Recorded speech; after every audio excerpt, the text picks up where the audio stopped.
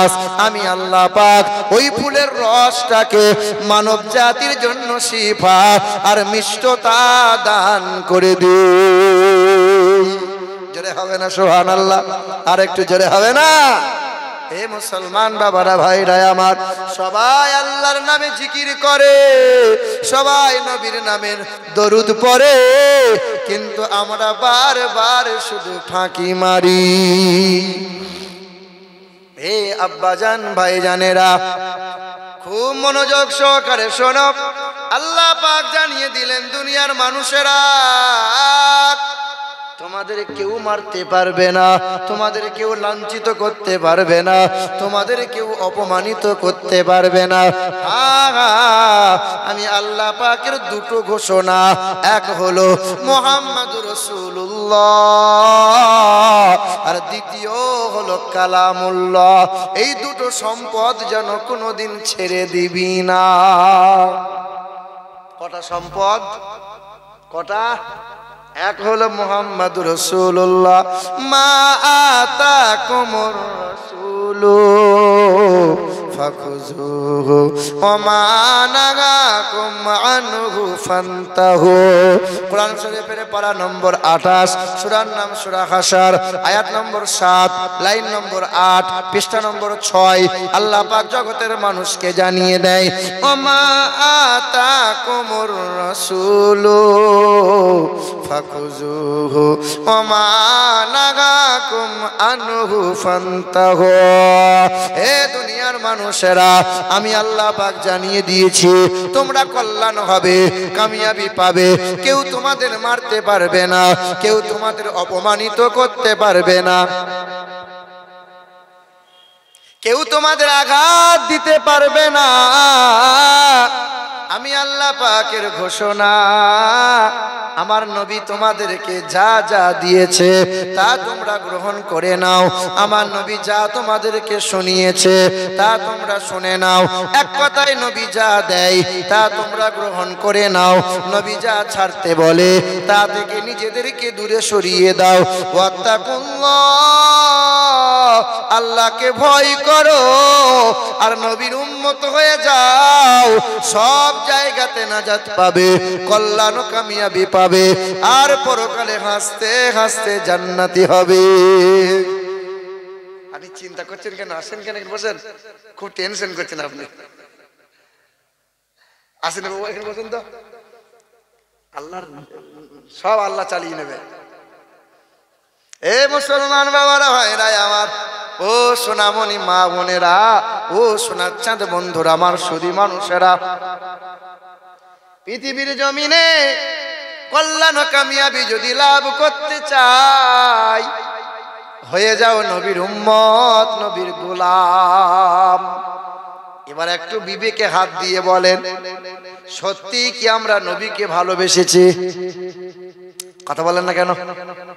চুল কাটে তো ভেড়ার মতো, পোশাক পরে তো ইহুদিদের মতো, খাবার খাই তো গরু ছাগলের মতো, পেশাব করে তো কুত্তার মতো, সই তো ভেড়ার মতো।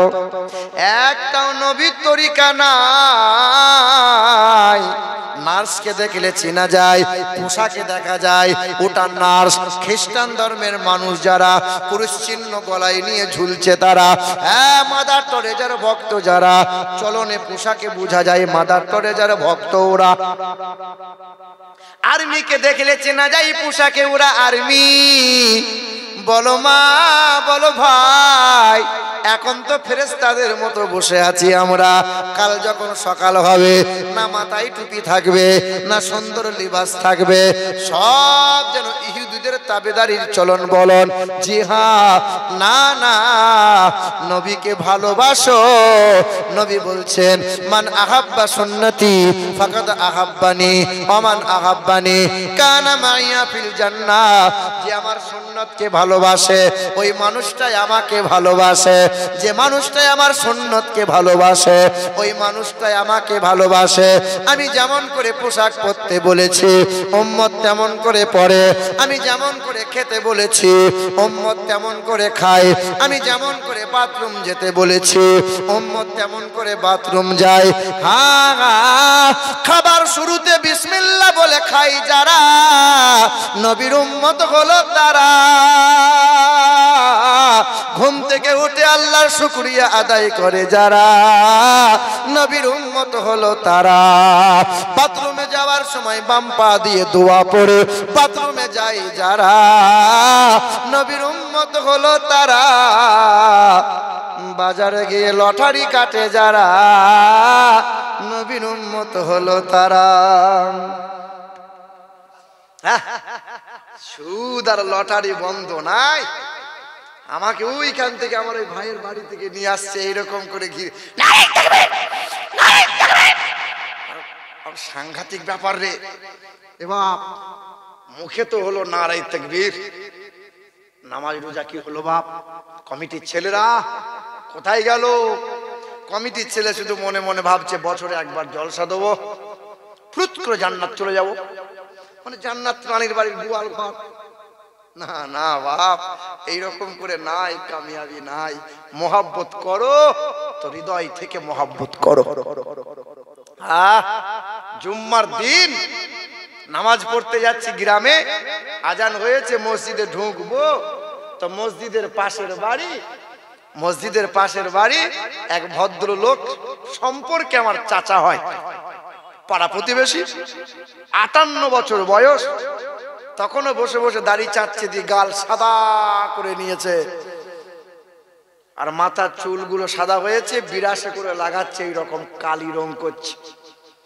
চাচা 58 বছর বয়সে এখনো রং কালো করছো? বলে বাপ তুই জানিস আমার বয়স 58, তো চাচি জানে আমার বয়স 58, ওই পাড়ার ভাবিরা কি জানে আমার বয়স এখন 58? শালা এক পা কবর ডাঙায় যাচ্ছে, লজ্জাও নাই, শরমও নাই, ভয়ও নাই। আমার গায়ের বদর আলী সুদের টাকায় ধনী, আর সাদা চুলে কালি লাগাই শয়তানের এক খনি। এখানে সব লোক নাই, আমাদের ওই দিকে আছে। আমার গায়ের বদর আলী সুদের টাকায় ধনী, আর সাদা চুলে কালি লাগাই শয়তানের এক খনি। নামাজ রোজার ধারে ধারে না মাথায় রাখে টুপি, আজও আমার হয়নি জানা মানুষ কত রূপী।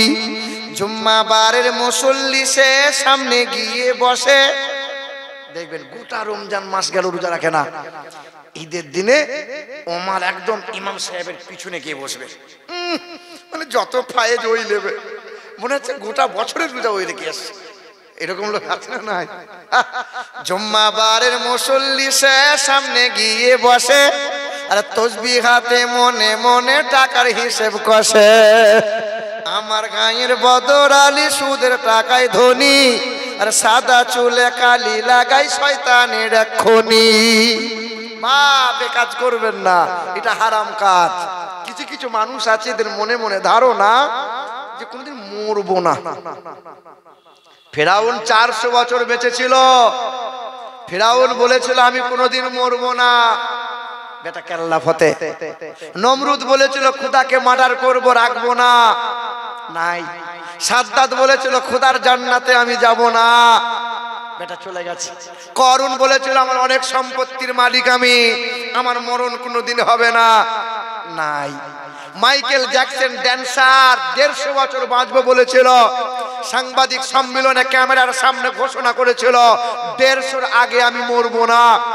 12টা ডাক্তার পুষে রেখেছিল, 10টা মানুষকে কিনে রেখে দিয়েছিল, লিভার কিডনি চোখ যখনই লাগবে দেওয়া লাগবে, 150-র আগে আমি মরবো না। টাকা ছিল তো, তাই গোটা দেহের রং সার্জারি করে ফর্সা হয়েছিল। বেটা 150-র আগে মরবো না বলেছিল, 60 বছর পার হয় নাই। ইংল্যান্ডের রানী এলিজাবেথ বলেছিল সেঞ্চুরি না করে আমি মরবো না, 70 বছর পার হয় নাই। যে ইংল্যান্ডের রানী মাথায় কোহিনূরের মুকুট পড়েছিল, যে মুকুটের মূল্য ছিল 3.5 কোটি মার্কিন ডলার। নাই নাই নাই। আজকে মরলে কালকে 2 দিন, পরের দিন কেউ কাঁদবে না। যাদের জন্য করলা কামাই তারা কেহ চিনবে না। আজকে মরলে কালকে 2 দিন, পরের দিন কেউ কাঁদবে না। যাদের জন্য করলা কামাই মরলে তারা চিনবে না। থাকতে সময় করো আমল, থাকতে সময় করো আমল, ঈমান করো খাঁটি। তোমার আমার শেষ ঠিকানা 3.5 হাত মাটি। তোমার আমার শেষ ঠিকানা 3.5 হাত মাটি। আল্লাহুম্মা সাল্লি আলা সাইয়্যিদিনা। ভাইরা একটু বসে যাও না, ভাইরা একটু বসে যাও। মুহাম্মাদ ওয়া আলা আলি সাইয়্যিদিনা। মুসলমান বাবারা ভাইরা আমার, একটু ধ্যান দেন, একটু মনোযোগ সহকারে শোনেন। আল্লাহ পাক রব্বুল আলামিন জানিয়ে দিলেন, আমি আল্লাহ পাকের 2 ঘোষণা। এক সম্পদ হলো মুহাম্মদুর রাসূলুল্লাহ, দ্বিতীয় সম্পদ হলো কালামুল্লাহ। এই দুটো জিনিস যেন কখনো ত্যাগ করবে না। যখনই তোমরা ত্যাগ করে দেবে, সব জায়গায় তোমরা লাঞ্ছিত হবে, পদদলিত হবে, মার খাবে, সব জায়গায় তোমরা লজ্জিত হবে।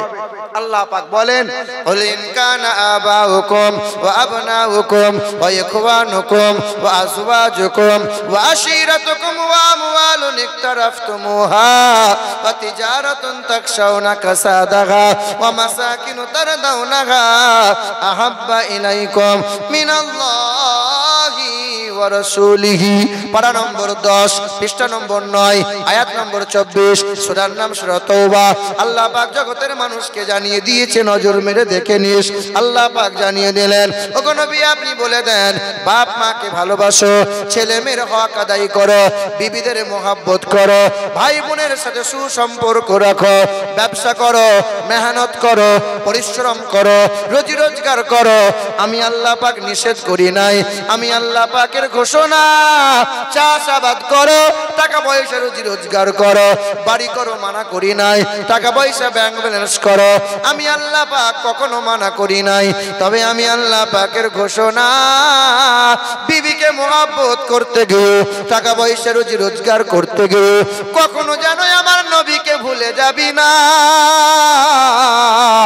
যখন তোর আমার নবীকে ভুলে যাবে, আমার নবীর তাবেদারি ত্যাগ করে দেবে, আমার নবীর সুন্নতকে লাথি মেরে দেবে, সব জায়গায় লাঞ্ছিত হবে, অপমানিত হবে। আদরের বিবি থাকবে পাশে, গায়ে হাত বোলাবে না, ছেলে থাকবে মনের মতো, কেউ তোরে আব্বা বলে ডাকবে না। পাড়ার বন্ধু অনেক থাকবে, কাছে কেউ আসবে না। খাবার সামনে থাকবে, খাওয়ার যোগ্য আর হবে না। পৃথিবীর জমিনে লাঞ্ছিত হবে, সব জায়গাতে তোমরা মার খাবে। আল্লাহ পাক বলেন, দুনিয়া করে রুজি রোজগার করো, কিন্তু আমি আল্লাহ আর আমার রাসূলুল্লাহকে যেন ভুলবি না।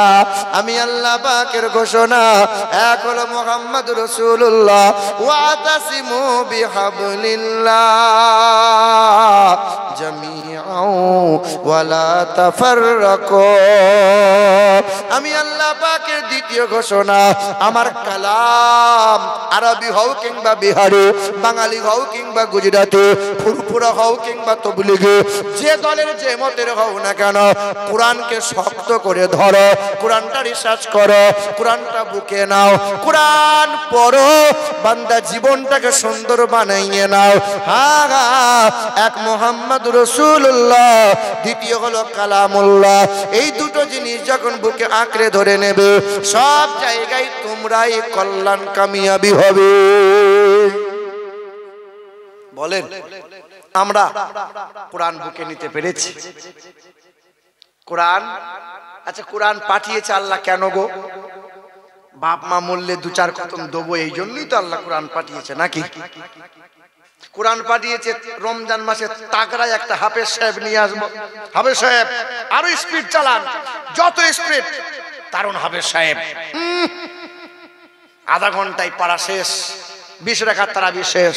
সাংঘাতিক হাফেজ সাহেব রে, না জিবরাইল ফেরেশতার খালাতো ভাই মনে হচ্ছে।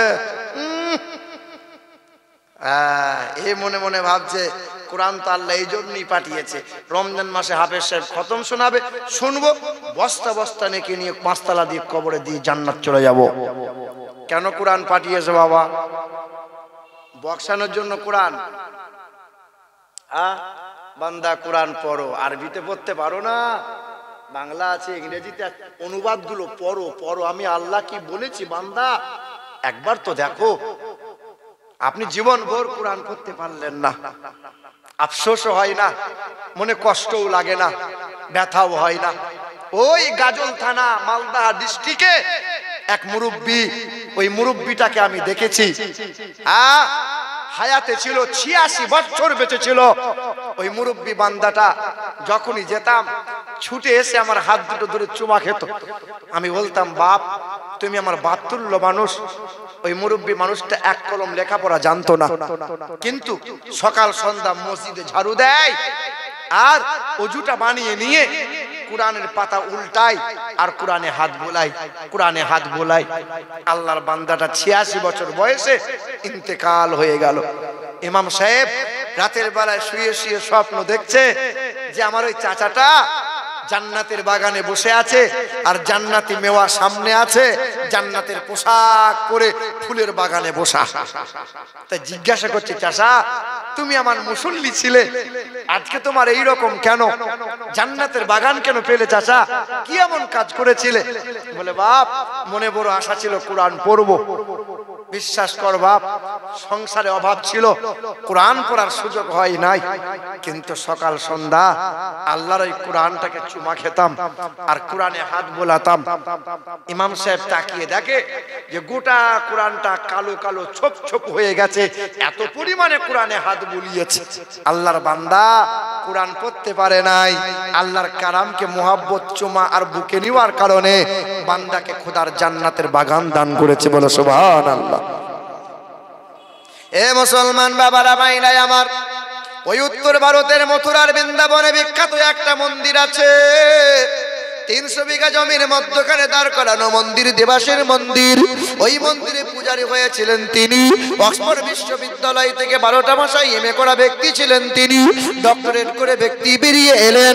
বাবার নাম ছিল মহান্তম প্রীতম দাসদাস, মায়ের নাম ছিল ভানুমতি কর, বিবির নাম ছিল শ্রদ্ধা দেবী। ওই মানুষটা জনগণের সামনে বামুনটা মন্দির থেকে বেরিয়ে কোরআনের সঙ্গে বিয়াদবি করেছিল।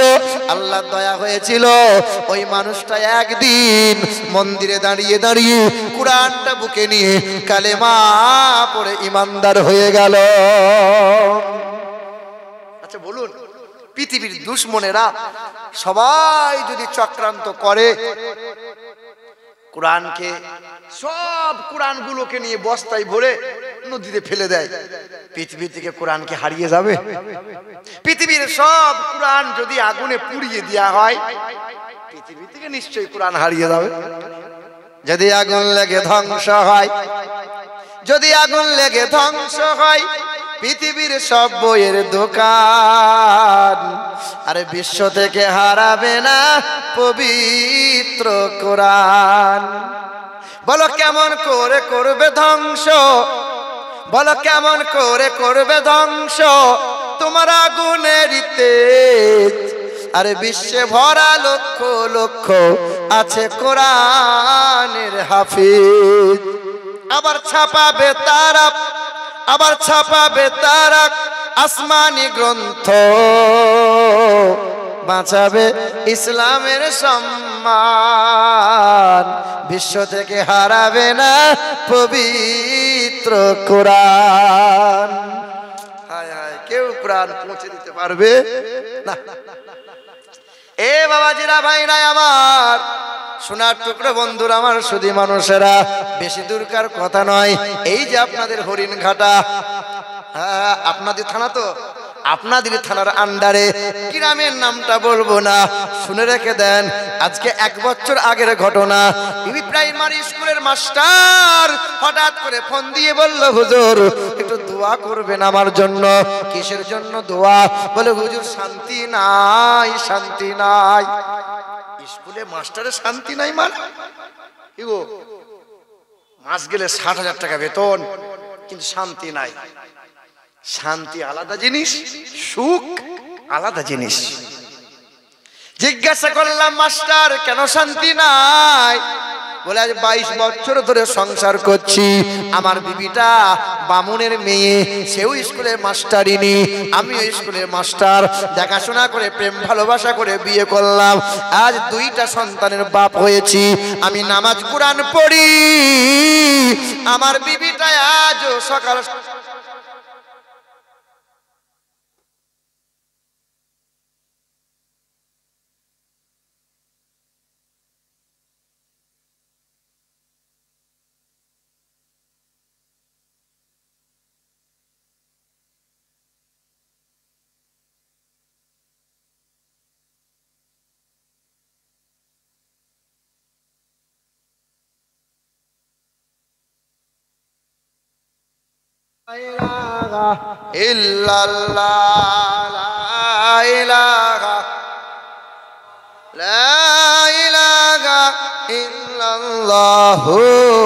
মুহাম্মাদুর রাসূল।